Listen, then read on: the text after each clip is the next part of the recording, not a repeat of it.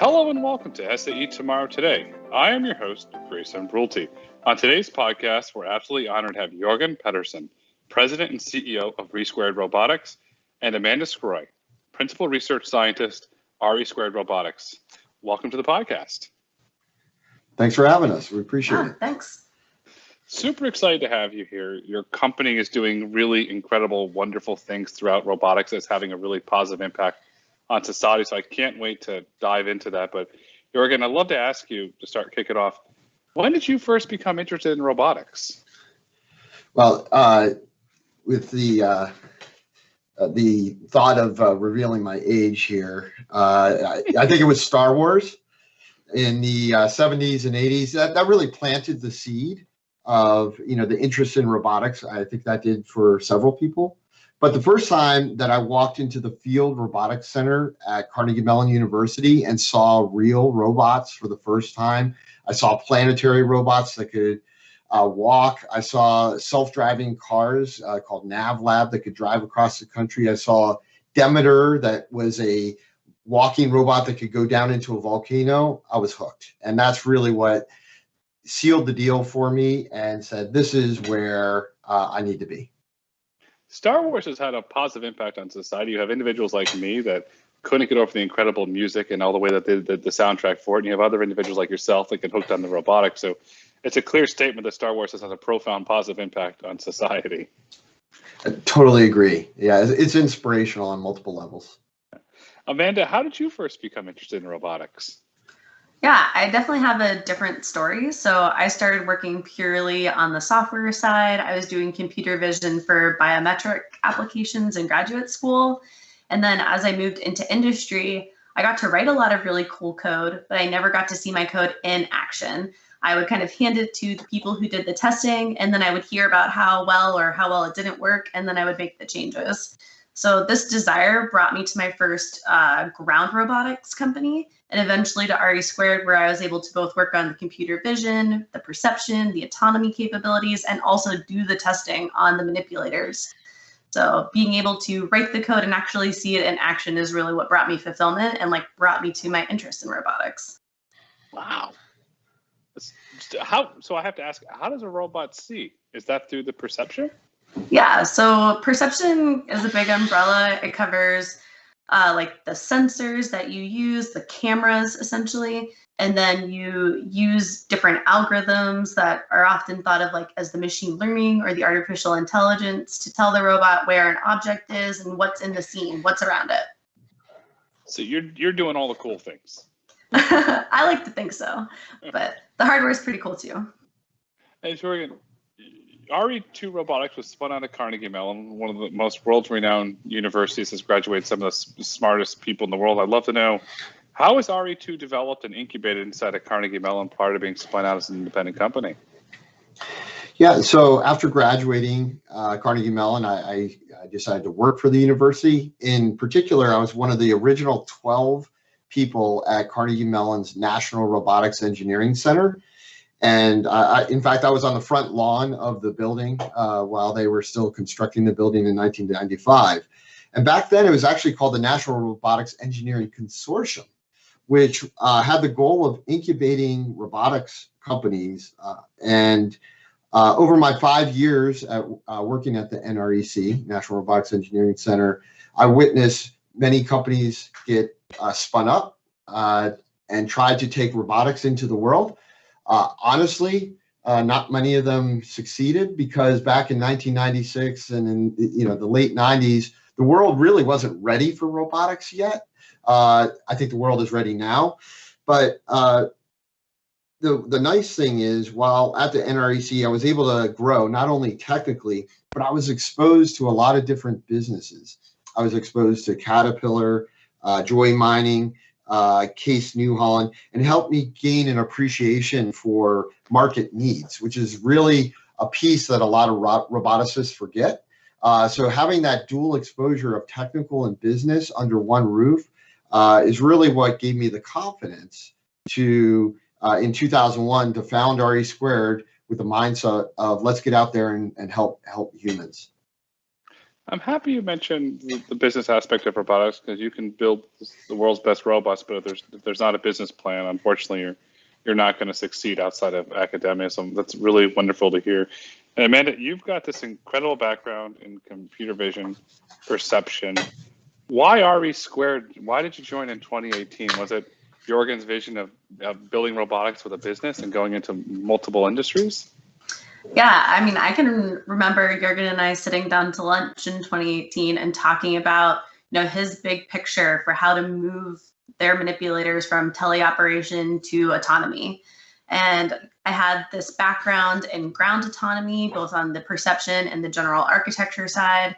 And, I did a lot of thinking and a lot of research, and I saw that Re2 had this great track record in building successful manipulators for teleoperation. And I saw a huge opportunity for my personal growth to step up and take a leadership role and help the company grow in the autonomy direction. And then also this opportunity for some major product growth at Re2. So that's what really brought me there. How do you transition robotics from teleoperated to autonomy? Yeah, so teleoperation is where the human is in the loop. The human is telling the robot what to do and how to move. And in order to do that, you have to map the robot motion to human motion in some way. This mapper can then be used to replace the human with artificial intelligence and ultimately perception and trajectory planning. So those are the pieces of the puzzle that I really brought to the table and have helped build out at Re2 since 2018. So you have this incredible background in teleoperations, which Re2 has. You're working on achieving full autonomy. When you eventually achieve full autonomy for your robotic systems, what happens to teleoperations? Do they still play a critical, let's say, a mission critical role in the deployment? Yeah, so I think teleoperation will still be a critical capability in terms of safety and comfort of the user. So users in the foreseeable future are going to be monitoring our autonomous mobile manipulation systems. This is going to provide them comfort, as they get used to the system, if they have a teleoperation capability and can get a physical feel for what the manipulator is trying to do. And this also improves the safety of our manipulation systems. So for example, if the manipulator is trying to do some action where maybe it gets into a non-optimal situation, the user can pause its autonomous capabilities and then take over control to back the manipulator out of that non-optimal situation. So it's really building on top of the safety standards. And Re2 has a really great approach to safety. And Jorgen, you've been quoted by saying the following: by providing workers with robotic technology that can improve their safety, productivity, and efficiency, Re2 Robotics will deliver more than innovation to its customers than it will the ability to deliver positively impact lives. Can you talk about that statement? Because it's a powerful statement where you want to do good by society.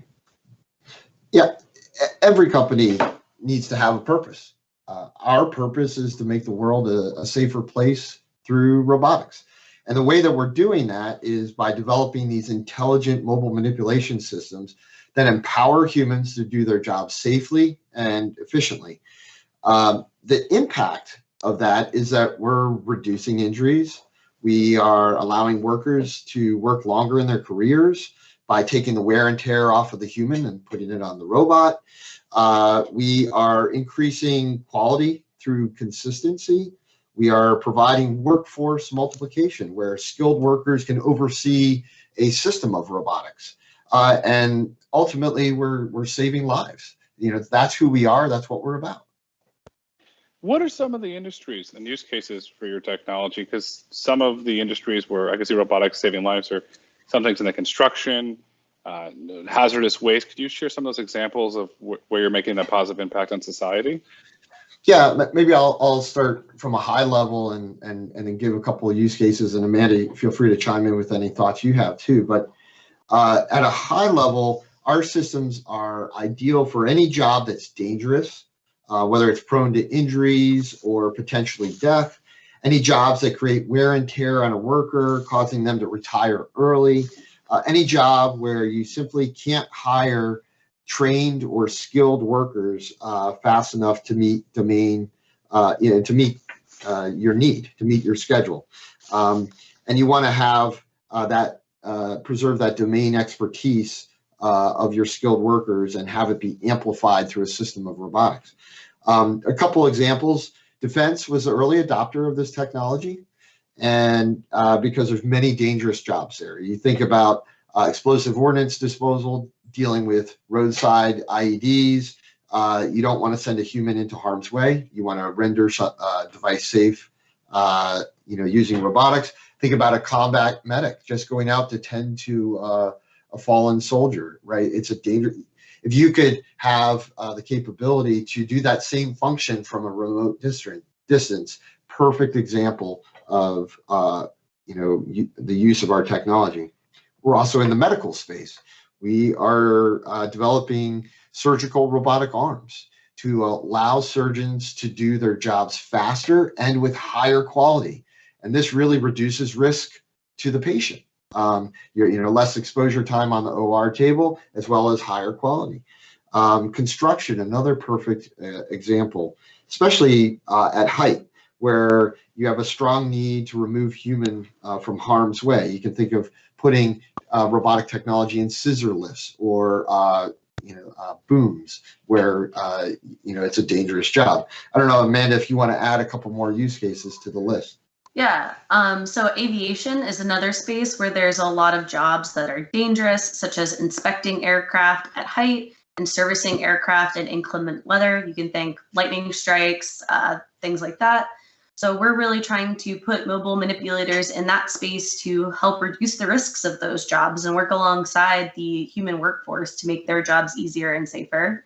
Energy is another example. So specifically, solar field installation is a physically taxing job and may soon no longer be able to physically be performed by humans because PV panels, the photovoltaic panels that are used out in solar fields, are getting larger and heavier.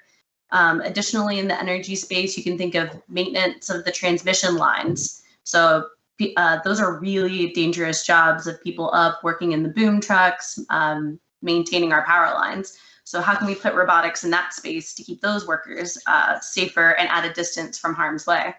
So there are really a lot of industries that can benefit from intelligent mobile manipulation at this point in time. There's a couple things that come to mind. There's this very famous photo. I believe it was either the Empire State Building or the Chrysler Building in New York City when they were building it. And you see the gentleman up there having lunch, and you look down like 100 stories. That's an extremely dangerous job, and he doesn't have a harness in case he falls. Is that something today when we're building these skyscrapers that your robotic system could build so the humans not up there in jeopardy? Perfect application. Perfect, right? Humans should not be doing that job, right? They should be doing that job, but from a safe location. You may still need the human intellect to do many of the tasks, and that's where teleoperation comes in. But I'm sure that there's some semi-autonomous type of task where you can put a lot of the redundant, repetitive work on a robot and a human's just overseeing the operations. But at no point are you putting a human's life in jeopardy.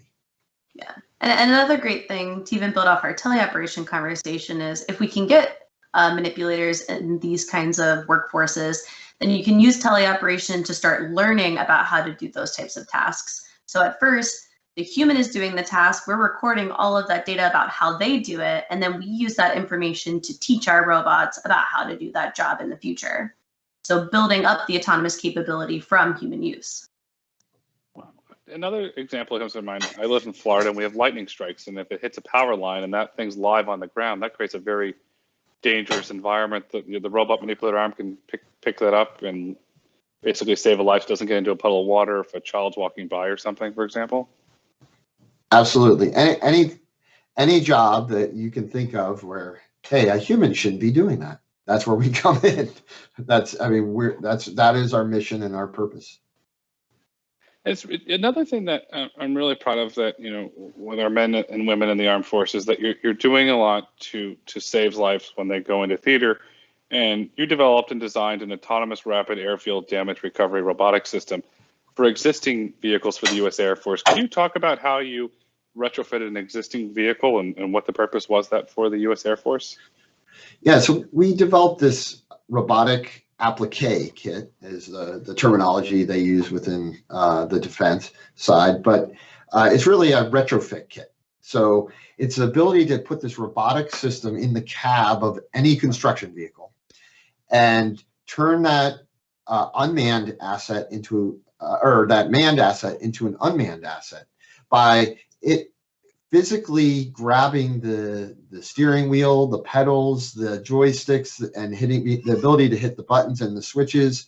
All of that is done by physical interaction within the cab. And what's amazing about this is you can install this kit quickly within a few hours. To put it in one vehicle, take that same kit out of vehicle one, put it in a vehicle two, which may be a completely different type of vehicle. Maybe it's in an excavator, and now I want to put it in a dump truck, or I want to put it in a telehandler. You can put that same kit into a new vehicle, and now you turn that new vehicle into an unmanned asset. And what we've demonstrated so far is the ability to teleoperate that vehicle. And what we're doing under our current research is extending it into more autonomous operations, such as, hey, we know that in the case of the Air Force, there was an airstrike, and there's munitions out on the airfield. We need to go clean them up. They're dangerous. So first, you could go and you can teleoperate, and a human can make the decisions on how to do that job. But then, as we advance, now we know that, hey, every time we know this is how you repair a hole on an airfield. You put the concrete in and you do this task. That's exactly what our system will be doing in the more autonomous sense. One story to share there, which also highlights the importance and the versatility of this system, is we were developing this technology for the Air Force. In particular, we were the Air Force Civil Engineering Center, and they're down at Tyndall Air Force Base in Florida. Hurricane Michael, comes through, devastates the base. They called us on a Friday night saying, hey, we need your stuff. Well, we're not completely done developing that. Don't care. We need your stuff. So on Sunday, we're driving down to Tyndall Air Force Base. We install the system into a telehandler, and they go and utilize this equipment to do operations that were interfaced with sensitive equipment. You can think of a hurricane hitting there's lots of objects and equipment that are very dangerous and sensitive on a military base.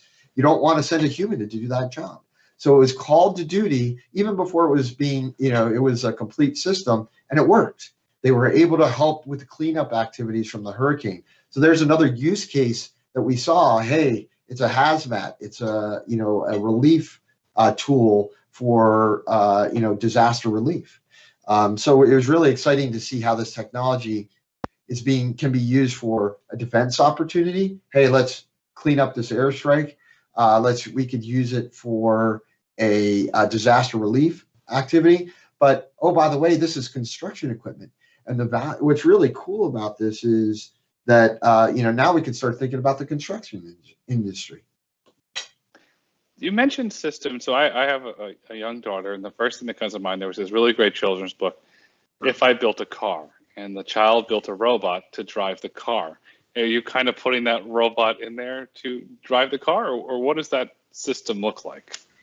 Yeah, that's right. There's a robotic arm in there that can go and hit the buttons and the switches. There's a device that grabs the steering wheel, if there's a steering wheel, or there's little devices that grab the joysticks, if there are joysticks. There's devices that hit the pedals. So it's not exactly an android, right? It doesn't look like a human, but it has the same capabilities as a human, just as a more affordable variant of an android, right? That you are able to control the vehicle as if you were sitting in that vehicle. You're building Star Wars. Well, it all comes around now, doesn't it? It's fantastic. So Amanda, you're developing this robot that's going to be used in various situations, and I want to get into this in a minute about what you guys did in Fukushima. But we mentioned the Air Force, and you're going into theater, you're going into combat where people are shooting at people. There's not paved roads, there's rough terrain. Do you have to design that robotic system different for the environment that it's in? Yeah, so the systems that we develop for the military are typically part of research grant programs with very specific requirements. So whenever these programs get started, we always take the time to speak with individuals within the military that work in those areas, such as EOD technicians or Army medics. And this allows us to understand the use cases and really their technology needs. So we're building up the specifications for our manipulators. So our systems, which are developed to keep the humans out of harm's way, right? They need to be hardened to perform those capabilities outdoors, regardless of the environment, the temperature, the terrain, any other parameters that we may discover when we're talking to the people who would actually be in harm's way. So we use all that to create requirements for our manipulators. And so they do need to be hardened, but more importantly, they need to be able to go into the specific dangerous situation instead of the human. So it's really specific to the project and the requirements coming from the actual users. And the company does a lot of, and we talked about this offline, but I love the sea and I love the ocean, and your arms are doing incredible work under the sea. So if you have one of your robotic arms is used in theater, one's used on a construction site, and another one's used down the sea, is that 3 different design elements because 3 completely different environments? So again, we approach every project with the customer's goals and needs and requirements in mind. Whether we're developing a robotic system for underwater detection of objects or solar panel installation, we make sure that we understand the application first before we begin the development process. So in some cases, it may be really obvious that we have an existing technology that we can take over to that particular scenario. And other times it may be a clearer path for us to reconfigure some of our existing technology. And then in other cases, maybe something that we don't have, but we know how to build and we know how to design, and we take that on, as an additional aspect to that program. Research is really the key during the early phases of a project, and that's what allows us to ensure that we understand each use case within a very specific industry. And even within a specific industry, they have different problems. So you're the Geeves and Hawks of robotics. Geeves and Hawks on one salvo row makes some of the world's most incredible suits, tailored to bespoke to the individual. And when you go in the cutting room, you should see some of the fabrics that they're used and some of the security elements, and so they're designed for that customer. And Re2 Robotics is saying, okay, Acme customer, we're going to develop it to your needs. So are you the Geeves and Hawks of robotics? Well, yeah, I mean, we have an amazing toolbox of IP, right? So sometimes if you just want to buy what's on the rack, why, sure, here you go. But if you want the best system that's ever been seen on the planet, well, we could do that too. But we're gonna reach into our toolbox and start with that, right? So it's really building off of our core IP is the lion's share of how we tackle a problem.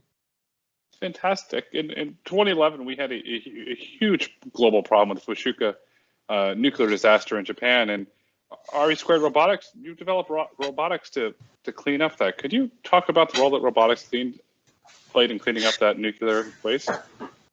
Yeah, so we have a system called our highly dexterous manipulation system, which is a 2-arm system that really does look like the torso of a human, right? It's very android looking.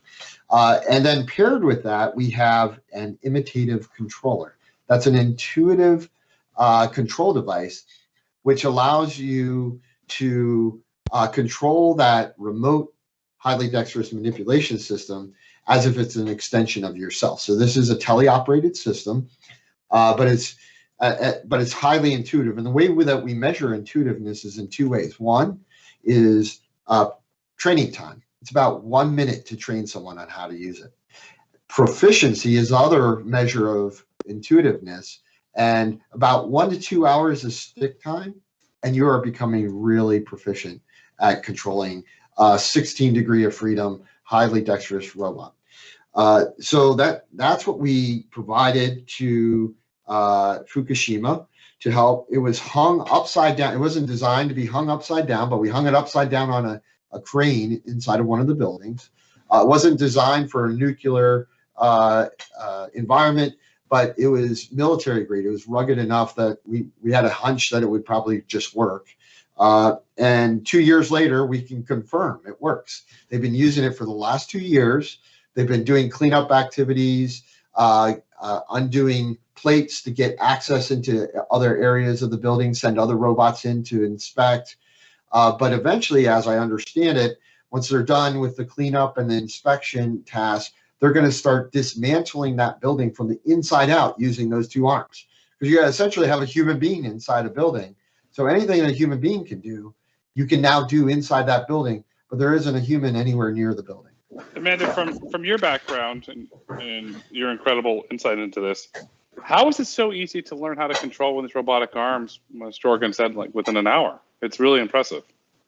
Yeah, I think the key word there is intuitive and imitative. So it's intuitive from the sense that you're literally wrapping your body around the controller and it's imitating exactly what you're doing. And so the more human-like the robot is, the more human-like the controller is, the easier it is to learn how to use. Fascinating. So if you're sitting down there, Jorgen, with an individual and they just pick it up almost kind of like a video game, for example? Yeah, I mean, and that's how our arms made it to Fukushima is, we were at an unmanned systems trade show, and someone from a company researching potential solutions for the cleanup activities stopped by our booth. We had the system there. We had a two-arm system, a highly dexterous two-arm system. We had an imitative controller there, and we brought people into the booth. Said, "You want to try it?" And we trained people right there. We let anyone try it, and within a minute, he was operating this thing and was able to lift a lot of weight with one arm. Was able to perform complex tasks. I mean, you can unzip zippers. You can undo the cap of a pill bottle. You can curl 50 pounds, right? It really is close to human capability. And seeing that live and understanding just how easy it is to use, I think is what caused that company to, in the end, ultimately select Resquare over other companies they were looking at in going to Fukushima to do this cleanup. I think it's that military grade, rugged, reliable. This is not a PowerPoint presentation. This is real and ready for prime time now. That's what got our arms into that area. Wow. Whenever this pandemic's over, we'd love to come to your office, do an SAE on location, and make a video to show the world that you can do the zipper, or you can open the Coca-Cola or the Pepsi. Would be absolutely fascinating, because if you're that individual, I'm just thinking you're going to this conference and you see this and how easy it is to work. Okay, you're writing the PO number and away we go. There's no hesitation. Yeah, seeing is believing, right? That's the best recipe. Seeing is believing. And Amanda, I'd love to know, what does it look like when humans and robots are working together side by side? We've seen limited use cases today, but what does that look like as we expand more into the future? Yeah, so I think one of the interesting points about your question is for Resquare, we're looking at mobile manipulators and trying to take the human out of harm's way. So we're really not side by side when you're in the mobile manipulation space. Where we're trying to work is really where humans are just a supervisor, that they're watching the robot do the job, or they're doing another job that's not in the workspace of the manipulator, and they're part of a team, and they're also just supervising.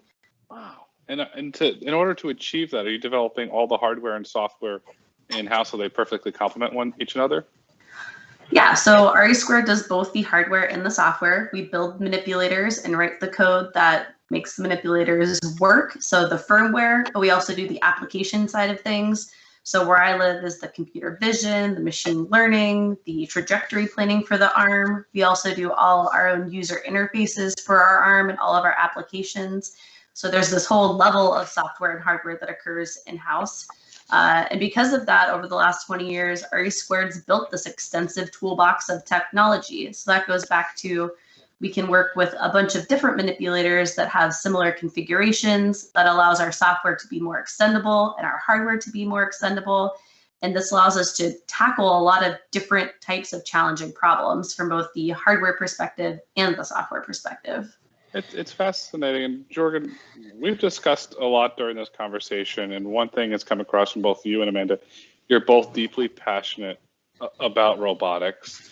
Star Wars had a profound impact on your life that led you to create this incredible company. And you talked about the demonstration there with the gentleman from Japan. But how do we encourage children to learn about robotics and look at it as saying that robotics will have a positive impact on society? Yeah, so my number one recommendation is to explore both in school and out of school. Take things apart. So for any parents listening, if your child presents the innards of a toaster to you someday, that's a wonderful thing. There are so many opportunities to learn via the internet now. You can watch like the former NASA engineer Mark Rover to get inspired on how to build on your own and how to do experiments or build robots. Even from a young age, there are great tools out there to build a foundation and build confidence in STEM. There's a Scratch, which helps you with programming. There's circuit builder games. There's Legos, perfect way to learn how to build in 3 dimensions. There's other subscription type opportunities like Kiwi Crate and Tinker Crate. You have Lego Mindstorms, Vex Robotics. And I think another important aspect is once kids are older, you want to get involved with others who are interested in it, right? Be surrounded by other people that share your excitement about it, because it just it amplifies it. So join a Lego League, join First Robotics. If your school has a robotics club, become part of it, right? And even locally, we have something called Bots IQ here in Pittsburgh, which really fosters collaboration of building robots. And you can tell I'm pretty passionate about it. At Resquare, we have a STEM outreach committee for the sole purpose of reaching out and connecting with the community to build excitement about a career in robotics, because robotics is the future. Yeah, I think the key thing is engagement. Like one of the things I've found that encourages kids, like my nephews, to get involved in robotics is buy the toys that you think are cool and that you want to play with, and then play with them with that cool toy, because that will get them engaged and learn how to use like the robot puppy that goes left, right, and goes through the maze, because that's fun for me, and then it'll be fun for them. And I'll say, we have a lot of people at Resquare that were involved and are still involved in First Robotics. And I think that speaks volumes, right? They got involved, they were engaged, and now they literally work for a robotics company. So it really is working. It's fun. We do the Kiwi boxes at home, and for any parents listening, those things are absolutely cool. And for an adult, they're a ton of fun trying to figure out how to put these experiments together. And enjoy. You're right about robotics in school. I've seen my daughter school do this bumblebee thing where you have to program the spot so it has to go get the flower. And it's just introductory to program, but the kids have to do thinking there. And it's incredible what in-person education does for our children. Jorgen, what does the future hold for robotics and Resquare in general? So robotics are going to be a major part of our world in the future. And now there's finally a cultural shift of acceptance. It'll be a while before we see strong industrial grade robots in the general public. But we're going to be seeing robots permeating markets where there's a controlled environment of skilled workers. So that whether that's an operating room, whether that's a construction site, a solar field, up in the air with transmission lines, airports, whether you're out on the apron or in the hangar, farms, those are going to be the applications that are first utilizing robots. Eventually, they're going to come into our homes more than a Roomba, but safety needs to remain paramount. So for the next decade or more, we're going to be seeing robots permeating those markets that I was talking about and those types of applications. And Resquare is going to continue to bring the more human-like capability, both from a physical and a cognitive standpoint, to make these robots be affordable, reliable, and useful. Amanda, as we look to wrap up this extremely insightful conversation, which has been extremely cool and super interesting, and for all the kids listening, you can learn a lot from listening to Amanda and Jorgen. What would you like our listeners to take away with them? Yeah, so in terms of autonomy, I just want to share everybody that autonomous robots are not about to take over the world, but at Resquared, we are seeking to improve the safety and quality of workers' lives in different areas through well-tested autonomous robotics. So maybe someday far, far in the future, but we shouldn't be too concerned about it right now. Jorgen, your thoughts, please? Yeah, I just go back to my last statement that robots are just going to be an integral part of our lives, and they're tools to help society. They're tools to do good, and the bottom line is robots are there to help humans do their jobs safely and efficiently, and that's that's what they're going to do. That's what we're about, and we're excited to be part of this renaissance. Amanda, Jorgen, thank you so much for coming on the SAE podcast, because tomorrow is today and robotics are the future. This has been absolutely incredible. Thank you so much. Thank you. Thank you. Thank you.